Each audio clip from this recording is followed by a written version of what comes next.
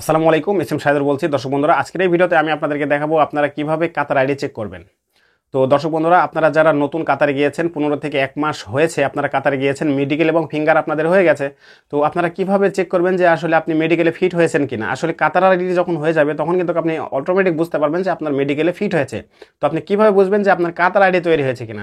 আমার হাতে দেখতে পাচ্ছেন কাতার আইডি, এরকম কাতার আইডি আপনার তৈরি হয়েছে কিনা আপনি কিভাবে দেখবেন অনলাইনের মাধ্যমে। তো বেশি না কথা বলে চলুন মূল ভিডিও শুরু করা যাক।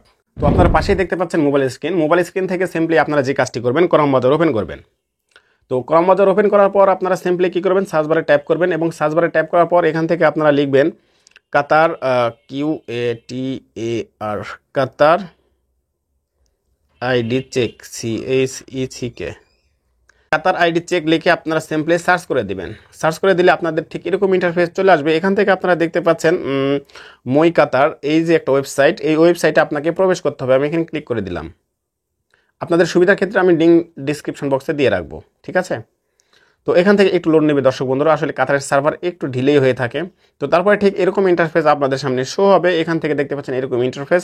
আপনারা কিন্তু যদি চান যে আপনি অনেক বছর ধরে কাতারে আছেন, তো আপনার নতুন বছরের মানে একটা আইডি শেষ হয়ে যাওয়ার পর আর একটা আইডি কিন্তু লাগে। তো সেক্ষেত্রে আপনারা কিন্তু আইডি নাম্বার দিয়েও কিন্তু আপনার আইডি লেগেছে কিনা সেটাও কিন্তু চেক করতে পারবেন। তো এটা কিভাবে করবেন দেখতে পাচ্ছেন এখান থেকে, এই যে কিউআইডি এইটা সিলেক্ট থাকবে এবং আপনাদের যে আইডি নাম্বার, সেই আইডি নাম্বারটা এই ঘরে দিবেন। দেওয়ার পর এখান থেকে আপনার ন্যাশনালিটি সিলেক্ট করবেন এবং এই ক্যাপচার কোডটি আপনি এই ঘরে প্রবেশ করালে আপনি বুঝতে পারবেন যে আপনার নতুন আর একটা আইডি লেগেছে কিনা।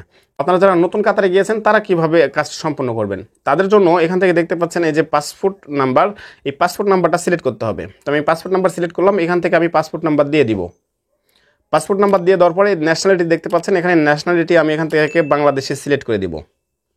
বাংলাদেশে সিলেক্ট করে দেওয়ার পর দেখতে পাচ্ছেন 706 ক্যাপচার, আমি এই ক্যাপচার কোডটি পূরণ করে দিব। এই ক্যাপচার কোডটি পূরণ করে দেওয়া হয়ে গেলে সার্চ বাটন পাবেন, এই সার্চ বাটনে ক্লিক করে দিবেন।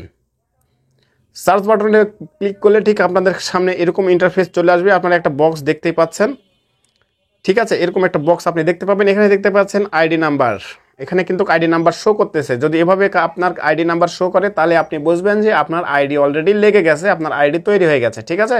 তারপরে এখান থেকে দেখতে পাবেন ডকুমেন্ট টাইপ এখানে দেওয়া আছে। তারপর দেখতে পাচ্ছেন পাসপোর্ট এক্সপায়ারি ডেট এখানে লেখা আছে এবং রেসিডেন্সি এক্সপায়ারি ডেট, মানে আপনার কাতার আইডি কবে ডেট শেষ হবে সেটা কিন্তু এখানে লিখে দেওয়া আছে। তো আশা করি বুঝতে পারছেন আপনারা যে আপনি নতুন কাতারে যাবার পরে যে কিভাবে আপনি আপনার কাতার আইডি চেক করবেন।